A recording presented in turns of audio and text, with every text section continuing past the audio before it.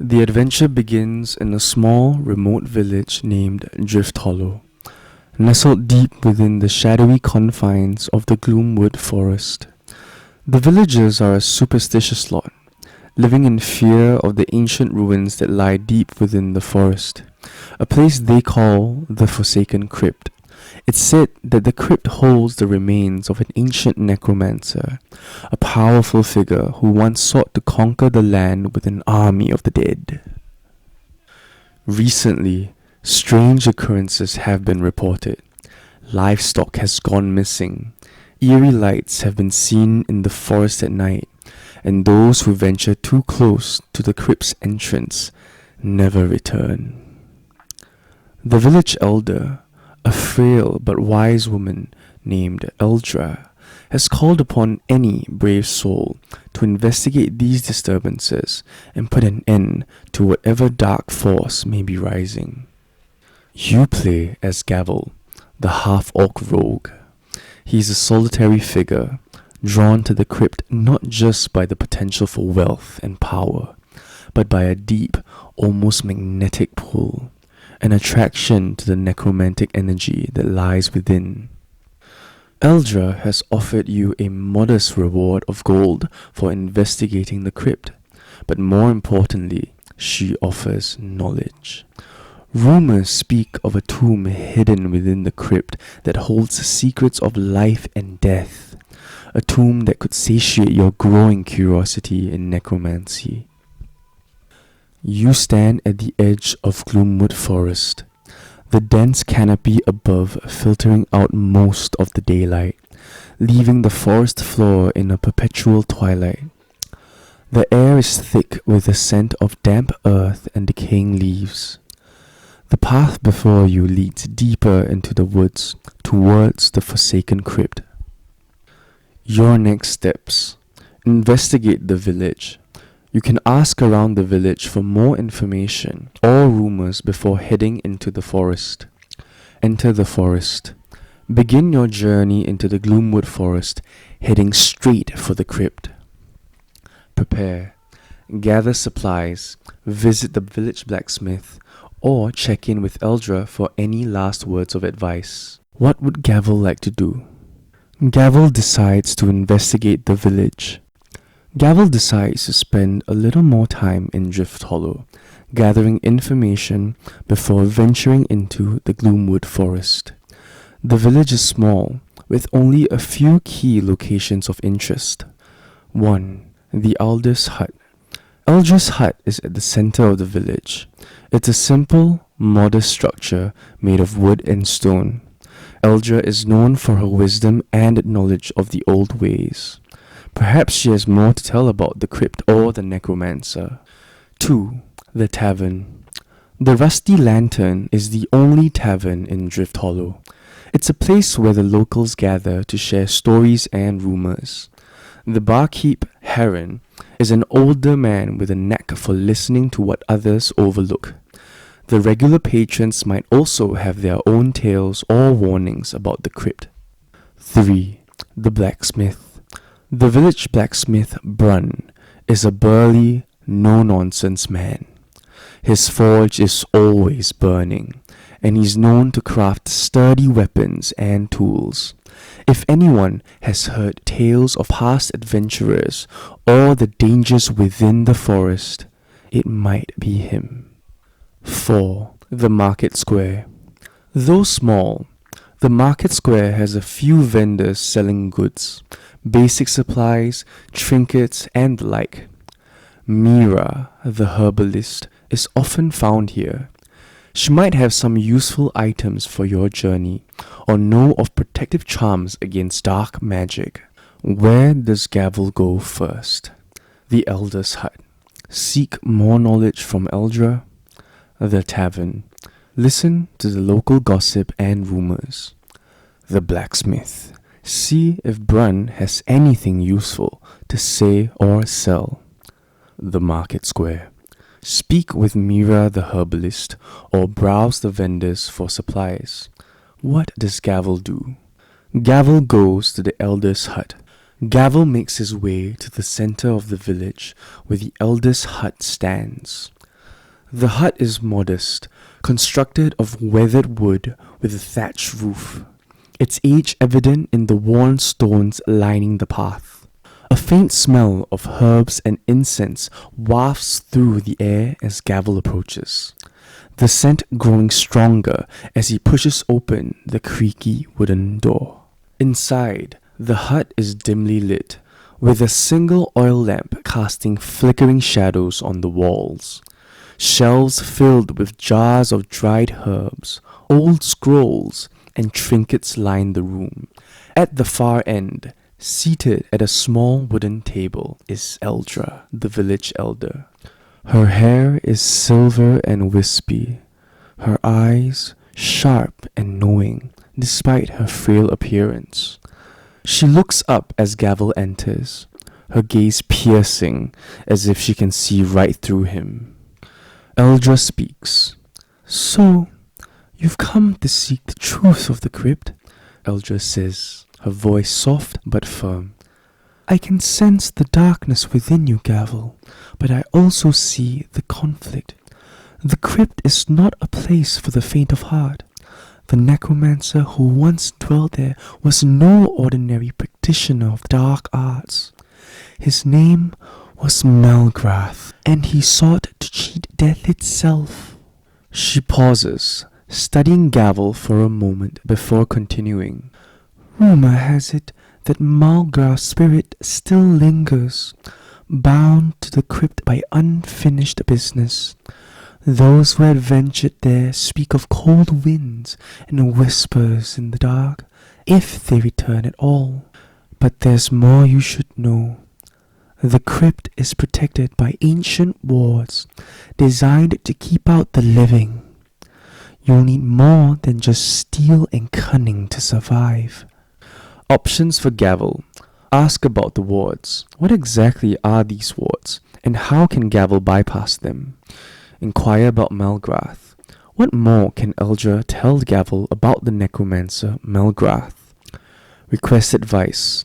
Does Eldra have any specific advice or items that might aid Gavel in his quest? Leave for the crypt. Thank Eldra and head out to the Gloomwood Forest without further questions. What does Gavel do? Gavel, ever cautious and thorough, decides to ask Eldra about all the matters that concern him before venturing into the crypt. 1. Asking about the wards. Gavel leans forward slightly, his voice low and steady. "You mentioned wards protecting the crypt. What are they, and how can I bypass them?" Eldra nods, as if she expected the question. "The wards are ancient and powerful, set by Malgrath himself. They were designed to keep intruders out, particularly those who lack the proper knowledge or respect for the dark arts. The first ward is one of illusion. It twists the mind of those who enter, causing them to lose their way or see things that aren't there. The second is a ward of binding, designed to drain the strength of any who pass through. The last is the most dangerous, a ward of soulfire, which burns the very essence of those who are unprepared." She pauses, letting the gravity of her words sink in. "To bypass them, you must gather 3 items. A mirror of clarity to see through the illusions, a talisman of strength to resist the binding, and a vial of sacred water to protect your soul from the fire. These items are rare, but you may find them within the village or in the forest if you know where to look." Inquiring about Malgrath. Gavel's eyes narrow as he considers the wards. Then he shifts his focus. "Tell me more about Malgrath. What kind of man was he, and why does his spirit linger?" Eldra's expression darkens, the weight of old memories clouding her gaze. "Malgrath was once a respected scholar of the arcane, but his thirst for knowledge led him down a dark path. He delved into necromancy, seeking the secret to eternal life. But his experiments were twisted. He wasn't content with merely extending his life. He sought to bind his soul to the physical world, to become a master of both life and death. In doing so, he broke sacred laws and angered the gods. She sighs softly. His spirit lingers because he failed. He couldn't fully bind his soul to his body, and now he's trapped, neither dead nor truly alive. He's consumed by rage and regret, and those who enter the crypt risk becoming part of his twisted experiments. Requesting advice. Finally, Gavel considers the weight of the task before him and asks, "Do you have any advice or items that might aid me in this quest?" Eldra smiles faintly, her eyes softening. "I have little to give, but what I do have may help you. Take this amulet of the lost. It won't protect you from physical harm, but it will guide you through the forest and help you find your way back if the illusions of the crypt take hold. And remember this, Malgrath's power is tied to his regrets. If you can consider what binds him to this world, you might find a way to end his torment and free his soul." She hands Gavel a simple silver amulet with an intricate pattern etched into it. It feels warm to the touch, almost comforting. Next steps for Gavel. Search for the items. Start searching the village or the surrounding forest for the Mirror of Clarity, Talisman of Strength, and Vial of Sacred Water. Head to the tavern. Perhaps the tavern patrons might have clues about where to find these items or share more tales about the crypt. Venture into the forest. Armed with the Amulet of the Lost, Gavel could begin his journey into the Gloomwood Forest, hoping to find the items along the way. What does Gavel choose to do? Gavel's decision. Gavel decides to ignore the warnings and bypass the search for protective items. The pull of the crypt is strong, and he's never been one to shy away from danger. With the Amulet of the Lost around his neck, he steps into the dark, foreboding Gloomwood Forest, the path ahead leading him to the Forsaken Crypt. The journey through Gloomwood Forest. As Gavel moves deeper into the forest, the light fades, leaving him in a shadowy twilight.